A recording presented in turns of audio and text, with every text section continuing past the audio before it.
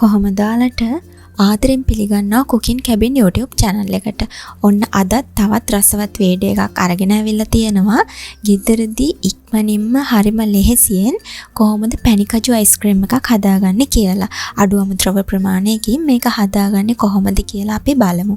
මම මේකට අරගෙන තියෙනවා whipping cream, milk maid අරගෙන තියෙනවා, වියලි මිදි අරන් තියෙනවා. මේක ඇත්තටම අත්‍යවශ්‍ය දෙයක් නෙවෙයි. කිතුල් පැණි අරගෙන තියෙනවා, කජු අරගෙන තියෙනවා.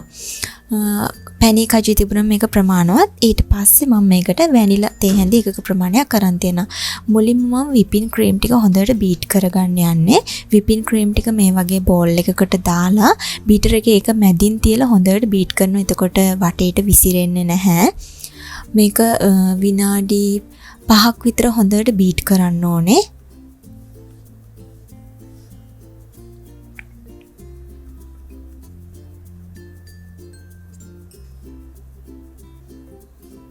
ඔයාලට පේනවා දැන් මේකේ රැලි වගේ හැදීගෙන එනවා. ඉතින් මෙන්න මේ වගේ තත්ත්වයට එනකම මේක බීට් කරන්න ඕනේ. මේ වගේ රැලි ගතියට ආවට පස්සේ තව විනාඩි 2ක් විතර බීට් කරන්න ඕනේ.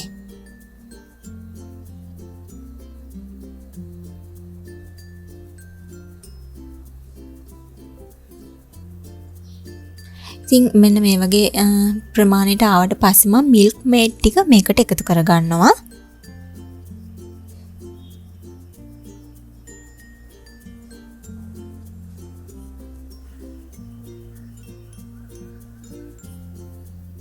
මම මේ ගත්ත ප්‍රමාණයන් ටික description box එකේ දාලා තියෙනවා. ඔයාලට බලා ගන්න පුළුවන්.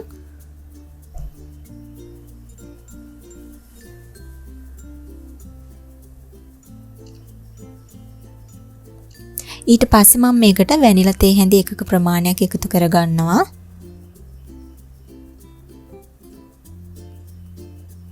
ඊට පස්සේ මේ ටික හොඳට කලවම් කරගන්නවා.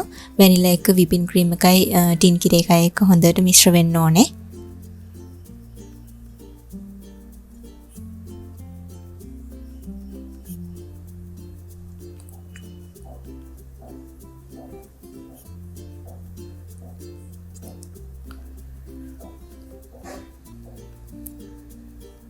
ඊට පස්සේ මම මේක විනාඩියක් වගේ ආයෙ බීට් කරගන්නවා. ගොඩක් වෙලා මේක බීට් කරන්න ඕනේ නැහැ. ටින් කිරි ටිකයි වැනිලා තේ හැඳ දැම්මට පස්සේ උඩරින් විනාඩියක් වගේ කාලයක් බීට් කරාම හොඳටම ප්‍රමාණවත්. ඊට පස්සේ මම මේකට වියලි මිදි ටික එකතු කරගන්නවා. ඇත්තට මේක අත්‍යවශ්‍ය දෙයක් නෙවෙයි. පැණිකජු අයිස්ක්‍රීම් එකේ කොහොමද වියලි මිදි නෑ. මම මේක රසවත් වෙන්න විතරයි මේකට එකතු කරගත්තේ. කැමති නම් ඔයාලට එකතු කරගන්න පුළුවන්. ඒක නැහැ කියලා ප්‍රශ්නයක් වෙන්නේ නැහැ.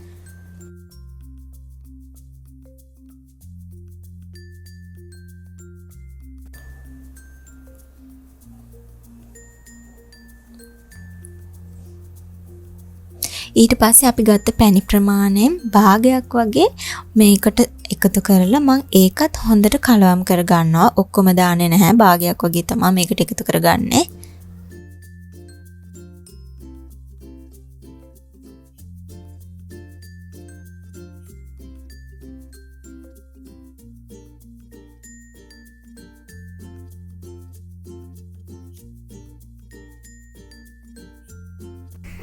ඊට පස්සේ මම මේක දාන්න පුළුවන් විදිහේ කන්ටේනර් එකක් අරගෙන මේ විදිහට හදාගත්ත මිශ්‍රණය, අයිස්ක්‍රීම් මිශ්‍රණය ඒකට දා ගන්නවා.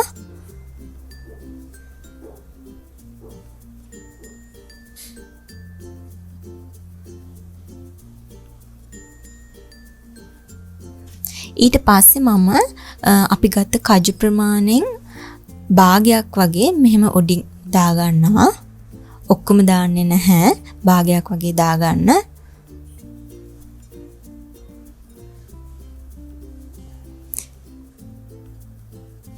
ඊට පස්සේ මම මේක ශීතකරණයේ තියනවා පැය 4ක වගේ කාලයක්.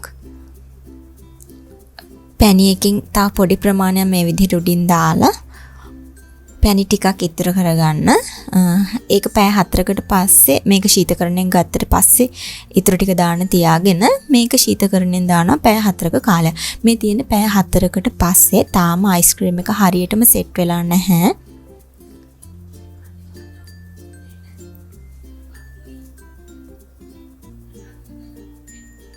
ඊට පස්සේ මම අපි ඉතුරු කරගත්ත ඉතිරි කජු ටික මේකට උඩින් දා ගන්නවා. අපි කලින් දාපු කජු ටික, ප්ලම්ස් ටික, පැණි ඔක්කොම දැන් මේකට යටට ගිහිල්ලා තියෙන්නේ. මේ ටික උඩින් දා ගන්නවා. ඊට පස්සේ ඉතිරි කරගත්ත පැණි ටික මේ විදිහට දා ගන්නවා. මේක එතකොට උඩට ආයේ මේක යටට යන්නේ නැහැ.